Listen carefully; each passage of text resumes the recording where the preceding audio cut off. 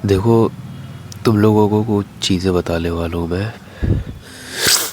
और इस चीज़ को बहुत ध्यान से समझना और सुनना भी। कोविड जब लगा था तो उस समय बहुत सारे लोगों ने ना अपने पेरेंट्स को खोया था। उससे पहले ना मैं तुम लोगों को एक चीज़ बताता हूँ। कई सारे लोग ना मुझसे ये चीज़ बोल चुके हैं कि भाई आप इतने ज़्यादा मोटिवेटेड कैसे रहते हो, इतने ज़्यादा मैच्योरिटी कहाँ से आई, और आपकी जो थिंकिंग है वो इतनी ज़्यादा मैच्योर कैसे हुई।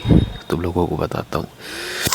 तो कोविड के टाइम पे जब बहुत सारे लोगों ने अपने पेरेंट्स को खोया था, बहुत सारे पेरेंट्स ने अपने बच्चों को खोया था, उस समय क्या हुआ था ना, एक मेरा फ्रेंड था, उसने अपने पापा को खोया था।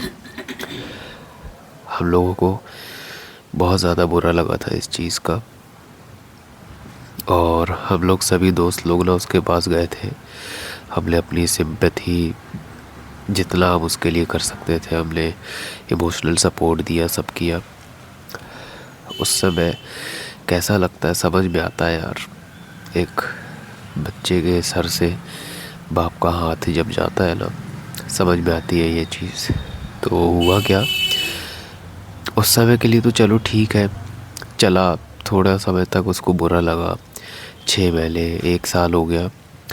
उसने ना गलती क्या की कि इसलिए इस चीज़ को ना चैलेंज नहीं समझा, और उस चीज़ को उसने हर्डल समझा अपनी लाइफ का। और उस फेज़ के बाद जहाँ उसकी लाइफ ऊपर की तरफ जानी थी चाहिए थी, उसकी लाइफ नीचे की तरफ आने लगी। और हमेशा बातों बातों में ना कहीं उसके मुंह से एक चीज़ निकलने लगी कि यार जग्गी, मेरे पापा नहीं है, इसलिए ना मैं बहुत सारी चीज़ें करने से चूक रहा हूँ। मैं इस चीज़ को समझता भी था, और इस चीज़ का मुझे बुरा भी लगता था और गुस्सा भी आती थी। बुरा इस चीज़ का लगता था कि यार समझता हूँ इस चीज़ को कि एक पापा का सपोर्ट होता है किसी को तो कितना अच्छा होता है। और गुस्सा इस चीज़ पे आती थी कि यार वो क्या इतना ज़्यादा डिपेंडेंट था उस चीज़ पे कि अगर कोई चीज़ उससे छीन ली गई तो उसकी लाइफ स्टेबिलिटी में इतनी ज़्यादा नहीं थी। वो चीज़ छीनने के बाद उसकी लाइफ डगमगा गई। क्या वो इतना ज़्यादा डिपेंडेंट था? तो यही चीज़ में ना मुझे इस चीज़ ने बहुत ज़्यादा ना अफेक्ट किया। एक बार क्या हुआ, हम लोग सब बैठे हुए थे और बातों बातों में ना उसने मुझे बोला कि यार जग्गी एक बात बोलूँ। मैंने बोला बता भाई। उसने कहा कि अगर मेरे पापा होते ना तो आज पता नहीं क्या कर रहा होता अपनी लाइफ में। तू बहुत लकी है कि तेरे पास तेरे पापा हैं। और इस चीज़ ने ना मुझे अंदर से हिला कर रख दिया, क्योंकि देखो मैं ना तुम लोगों को सच बताऊं तो मैं इतना ज़्यादा इमोशनली, क्या पता, मुझे नहीं पता यार, इमोशनलेस हो गया हूँ या फिर इमोशनली इतना ज़्यादा स्ट्रॉन्ग हो गया हूँ, मुझे कुछ नहीं पता। इसको इमोशनलेस कहते हैं या फिर इमोशनली स्ट्रॉन्ग होना कहते हैं। लेकिन मैं अंदर से इतना ज़्यादा वैसे टाइप का हो गया हूँ कि अगर मेरे सामने मेरी फैमिली के किसी भी मेंबर की डेथ भी हो जाए ना, तो पता नहीं, लेकिन शायद मेरी आंखों से एक आंसू तक ना निकले। मैं शायद उस समय ऐसा फील कर रहा हूँगा कि हाँ एक ना एक दिन ये चीज़ होनी थी और ये चीज़ हो गई।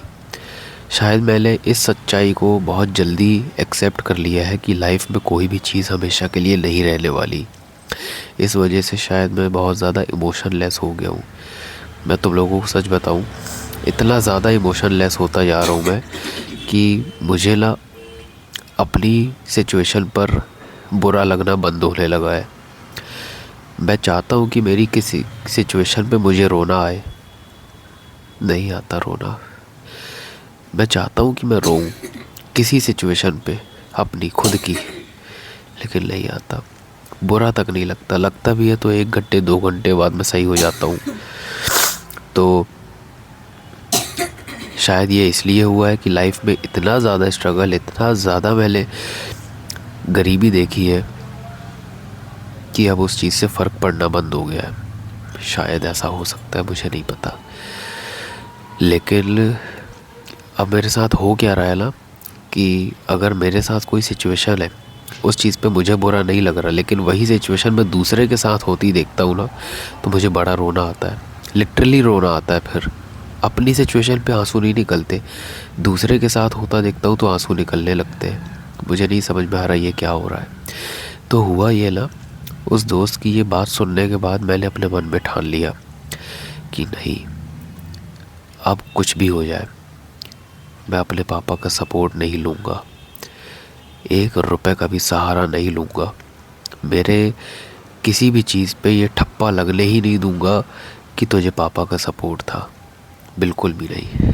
क्योंकि जब उस दोस्त ने मेरे कहा ना कि भाई तेरे पास पापा है, तू लकी है, तू लाइफ में बहुत सारी चीज़ें अचीव कर सकता है, तभी मैंने छोड़ दिया।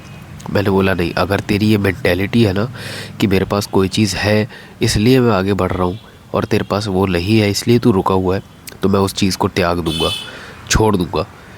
और मैंने ये चीज़ सिर्फ इसलिए एक्सेप्ट की क्योंकि ऐसे जितने भी लोग हैं ना, जितने भी मेरे भाई हैं ऐसे जिनके पास पेरेंट्स का सपोर्ट नहीं है, फाइनेंशियल सपोर्ट नहीं है, उनके लिए एक एग्ज़ाम्पल बन सकूं कि कोई फ़र्क नहीं पड़ता तुम्हारे पास फाइनेंशियल सपोर्ट हो या ना हो, तुम्हारे पास पेरेंट्स का सपोर्ट हो या ना हो, तुम अपने आप में इतने ज़्यादा स्ट्रॉन्ग हो कि तुम लाइफ में बहुत बड़ी बड़ी चीज़ें अचीव कर सकते हो। तो मैं एक चीज़ बताता हूँ, मेरे दादाजी लोग थे ना, जब पंजाब पाकिस्तान का बंटवारा हुआ था, मेरे दादाजी ना मालगुजार थे पंजाब के। मालगुजार अगर तुम लोगों को पता हो तो ठीक है, वरना जिनको नहीं पता मैं बता दूँ।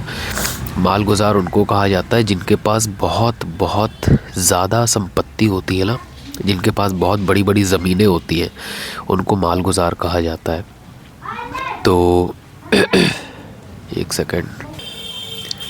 तो मेरे दादाजी ना मालगुजार हुआ करते थे, उनके पास बहुत सारी ज़मीनें थी। तो जब पंजाब पाकिस्तान का बंटवारा हुआ था ना, तो उनको ना अपनी फैमिली को और सारी ज़मीन जायदाद छोड़ के ना इधर पे आना पड़ गया था, जहाँ पे अभी मैं रहता हूँ एमपी में। और इधर आने के बाद ना मेरे दादाजी के पास फूटी कौड़ी नहीं थी। उनके एक फ्रेंड हुआ करते थे। उस समय क्या होता था ना कि सरकार उस समय उतनी ज़्यादा डेवलप्ड नहीं थी, तो लोग क्या करते थे ना, ज़मीनों पे कब्ज़ा कर लेते थे कि इतने हिस्से की ज़मीन मेरी, उतने हिस्से की ज़मीन तेरी, ये उसकी वो उसकी, इस तरह से ना लोग कब्ज़ा कर लेते थे। तो मेरे एक दादाजी के फ्रेंड थे, उन्होंने कहा था कि भाई देख, तुझे जितनी ज़मीन चाहिए, जितनी ज़मीन चाहिए तू मुझसे मांग ले, मैं दस्तखत कर देता हूँ, तू ले ले ज़मीन, तू रख ले, फ्यूचर में काम आएगी। मेरे दादाजी ने पता क्या कहा? मेरे दादाजी ने कहा कि तू मुझे फ्री में अगर 1 करोड़ की 10 करोड़ की भी चीज़ देगा ना तो नहीं लूँगा। मैं कमाने की हैसियत रखता हूँ, मेरे हाथ पैर टूटे नहीं, ये भिखारी नहीं हूँ मैं कमा के सब चीज़ें कर सकता हूँ। जब कमा कर मैं पंजाब में मालगुजार बन सका था ना, बन गया था, तो यहाँ पे भी सब चीज़ें उखाड़ के दिखा सकता हूँ। उन्होंने 1 रुपए की भी चीज़ अपने जीवन में मरते दम तक फ्री की नहीं ली। तो उन्होंने ना 1 भी रुपए की चीज़ फ्री में नहीं ली, और कहीं ना कहीं यही सोच उनकी और यही खून उनका मेरे अंदर भी आ गया। इसीलिए मैंने फ़ैसला कर लिया कि मैं अपने पापा का ना 1 रुपए का सपोर्ट नहीं लूँगा। और हर मर्द को ऐसा होना चाहिए मेरे भाई, अपने पापा की संपत्तियों पे डिपेंडेंट होना बंद करो। तुम्हारे अंदर है वो ताकत। जब तुम्हारे पापा सब चीज़ें ये चीज़ कर सकते थे ना, जब मैंने सोचा यार मेरे दादाजी सब कुछ, इतना बड़ा सब कुछ छोड़कर यहाँ पर आकर, यहाँ पर उन्होंने फिर दोबारा इतना बिल्ड करके दिया भाई, इतना बिल्ड करके दिया कि आज की डेट में मेरे शहर में ऐसा कोई बंदा नहीं है जो मेरे दादाजी के नाम पे हमारी पूरी फैमिली की रिस्पेक्ट ना करे। तुम समझ रहे हो? इतना टेस्टोस्टेरोन था उनके अंदर और इतना सेल्फ बिलीफ था।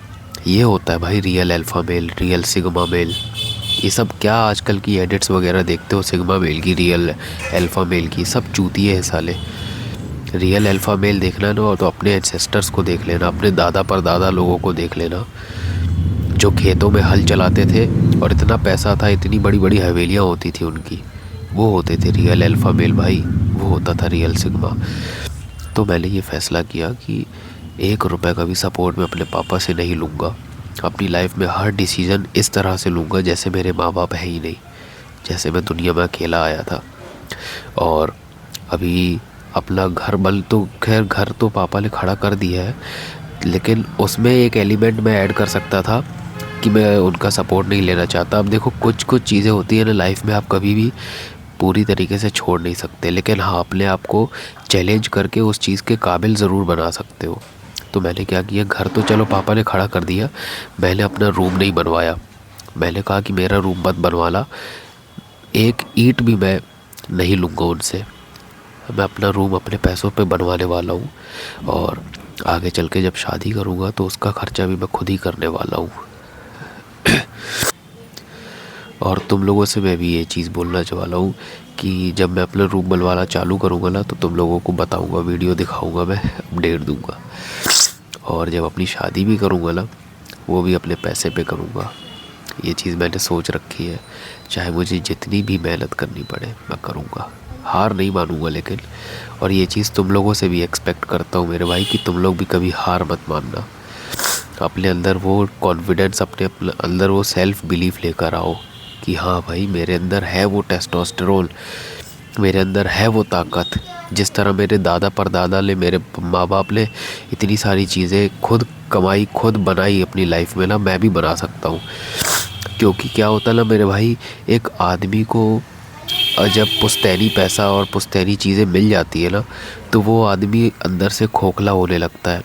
वो लाइफ के चैलेंजेस फेस नहीं कर पाता अनवांटेडली, या फिर शायद किस नहीं, लेकिन नहीं कर पाता यार। वो जो लाइफ में उसके चैलेंजेस आने वाले थे, जो लाइफ में वो बड़ी बड़ी प्रॉब्लम या छोटी छोटी प्रॉब्लम्स को फेस करने वाला था, उससे वो कहीं ना कहीं बच जाता है। जिसकी वजह से जब लाइफ में उसके प्रॉब्लम्स आकर खड़ी होती है तब वो उसको टैकल नहीं कर पाता। इसलिए तुम्हें अपने आप को खुद आग में ढकेलना होगा, अपने आप को तपाना होगा, ताकि तुम एक ऐसा मेटल बनकर निकलो जिसको तोड़ा मरोड़ा नहीं जा सकता आसानी से। तुम्हें खुद अपनी लाइफ को टफ बनाना पड़ेगा, तुम्हें खुद अपने आप को इतनी टफ सिचुएशन में डालना पड़ेगा ताकि तुम डिसिप्लिन रह सको, ताकि तुम अपने मैस्कुलिन फ्रेम में आ सको, ताकि तुम चीज़ों को सीख सको कि लाइफ को जिया कैसे जाता है, उसे चलाया कैसे जाता है, लाइफ में बड़ी बड़ी और छोटी छोटी प्रॉब्लम्स को सॉल्व कैसे किया जाता है। तुम्हें ये चीज़ सीखनी पड़ेगी। इसलिए अपने माँ बाप के ऊपर डिपेंडेंट होना बंद करो, बंद करो। एक रुपए का भी सहारा लेना बंद करो। तुम भटको तो मेरे भाई, दर दर भटकने निकलोगे ना, ज़रा सा मार्केट में जॉब ढूंढने के लिए या फिर कोई भी काम ढूंढने के लिए, कमाने के लिए, जब तुम धक्के खाओगे ना, दो चार गालियाँ सुन लोगे लोगों की, अपने आप तुम्हारा दिमाग ठिकाने आ जाएगा। लेकिन तुम बोलोगे कि यार रहने दो, तुम अगर भटकने से ही डरोगे ना, तो तुम जीवन फिर तुम्हें भटकाएगा। फिर जो जीवन भटकाएगा ना, फिर जो वो लात मारेगा ना, ऐसी मारेगा ना भाई, समझ मेरी, पूरी तुम्हारा दिमाग ठिकाने आ जाएगा जब जीवन लात मारता है। इसलिए खुद अपने आप को लात मार लो, वो ज़्यादा बेहतर है। खुद अपने आप को ढकेल दो कुएं में, ऐसे कुएं में जहाँ से तुम ग्रो होकर बाहर निकलो, वो ज़्यादा बेटर है। क्योंकि अगर ज़िंदगी ने अंधेरे में ढकेला तो वहाँ से आना, बाहर आना बड़ा मुश्किल है। टाइम भी बर्बाद होगा, बहुत कुछ बर्बाद हो जाएगा।